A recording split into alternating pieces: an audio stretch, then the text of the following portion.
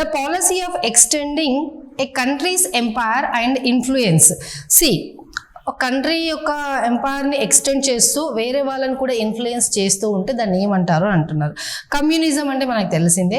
Capitalism అంటే ఏంటి అంటే బిజినెస్లో క్యాపిటల్ పెట్టామంటారు కదా, నేను ఈ బిజినెస్ స్టార్ట్ చేశాను, లేదంటే ఈ బిజినెస్ని స్టార్ట్ చేయబోతున్నాను, దానికి నాకు 50 lakhs ఆఫ్ క్యాపిటల్ కావాలి, 20 lakhs ఆఫ్ క్యాపిటల్ కావాలి అంటే చూడండి, అది క్యాపిటలిజం, పెట్టడాన్ని అమౌంట్. ఇంటర్నేషనలిజం అంటే తెలుసు కదా, విదేశాలకి వెళ్ళడం అలాంటిది. అంటే వెళ్ళడం అంటే మనం వెళ్ళడం అని కాదు, ఇంటర్నేషనల్గా దానికి విదేశీ తత్వం దొరికింది అంటే చూడండి, అలాంటిది.